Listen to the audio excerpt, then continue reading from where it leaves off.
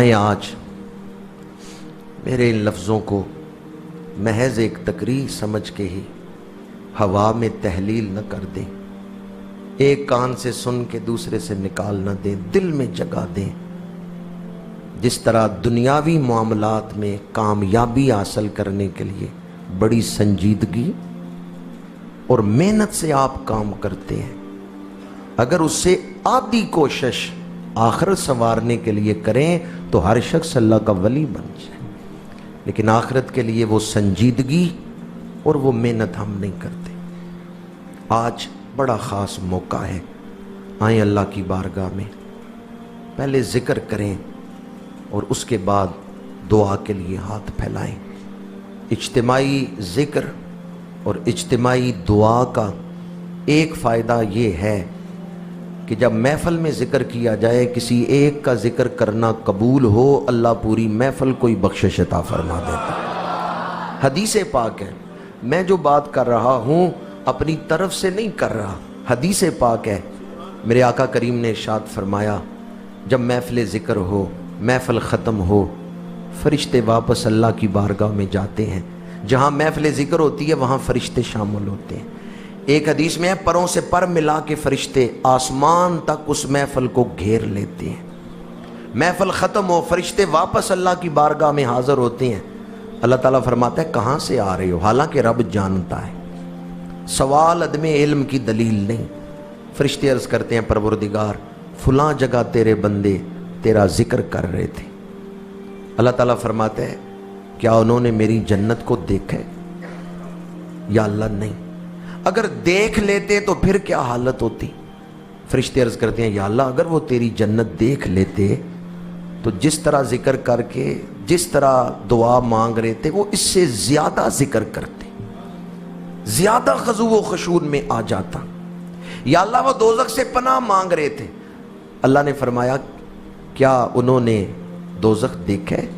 یا اللہ نہیں۔ اگر دیکھ لیتے پھر کیا حالت ہوتی؟ فرشتے عرض کرتے ہیں یا اللہ اگر دوزخ دیکھ لیتے تو زیادہ ڈرتے، اس سے زیادہ آہوزاری کر کے بخشش مانگتے۔ اللہ فرماتا ہے فرشتوں گواہ ہو جاؤ، اس محفل میں جتنے آئے تھے میں نے سب کو دوزخ سے آزادی عطا فرما دی، میں نے سب کو جنت عطا فرما دی۔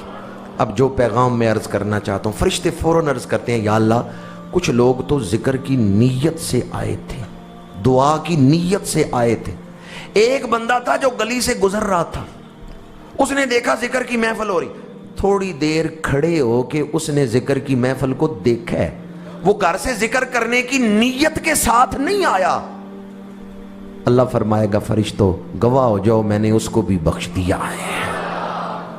وہ جو چلتے چلتے ذکر کرنے والوں کے پاس کچھ دیر رک گیا، اللہ فرماتا ہے میری شان کے لائق نہیں ہے اوروں کو بخش دوں اور ایک کو نکال دوں، میں نے اس ساری محفل کو ہی بخش دیا ہے۔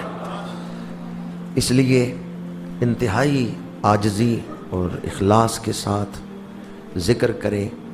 وہ زبانیں بڑی خوش نصیب، بڑی عظمت والی ہیں جو اللہ کے ذکر سے تر ہوتی ہیں، اور وہ دل بڑے منور ہوتے ہیں، روشن ہوتے ہیں جن میں اللہ کے ذکر کا شوق ہوتا ہے۔ اس کے بعد دعا ہوگی۔ میں ان الفاظ پر ہی گفتگو کو سمیٹتا ہوں۔ اصل جو مقصود تھا آج کی محفل کا وہ مرحلہ ابھی شروع ہو رہا ہے۔ اللہ تعالی ہمیں اخلاص کی دولت عطا فرمائے۔ جہاں سے میں نے گفتگو شروع کی تھی وہیں لا کے ختم کر رہا ہوں۔ حدیث میں نے آپ کو سنائی کہ جہاں محفل ذکر ہو وہاں فرشتے حاضر ہوتے ہیں، اور فرشتے پھر واپس اللہ کی بارگاہ میں جا کے اہل محفل کی حاضری لگواتے ہیں۔ تو ایک پیغام نہ دیں ان فرشتوں کو، اے فرشتوں جب واپس ہمارے رب کی بارگاہ میں حاضر ہو تو عرض کرنا ان کے پاس آنسو تو نہیں تھے، آہیں تو نہیں تھیں، پر امید کرم ان کے پاس تھی، تیری رحمت کی امید لے کے بیٹھے ہوئے تھے۔ اللہ تعالیٰ یہی امید کرم ہمیشہ قائم رکھے۔ یہ اللہ کی رحمت کی انتہا ہے جو میں اب بیان کر رہا ہوں۔ حدیث قدسی ہے، آنا اندہ ظن عبدی، آنا عندہ ظن عبدی، یہ حدیث قدسی ہے، اور اللہ کی رحمت کی انتہا ہے۔ اللہ فرماتا ہے محبوب میرا بندہ میرے متعلق جو گمان رکھتا ہے نا میں اس پہ پورا اترتا ہوں۔ یہ انتہا نہیں رحمت کی کہ بندہ گناہگار ہو پر امید کرے اللہ رحمت کرے گا، امید نہ ختم کرے۔ اللہ فرماتا ہے میں اس کی امید کے مطابق اس کے ساتھ سلوک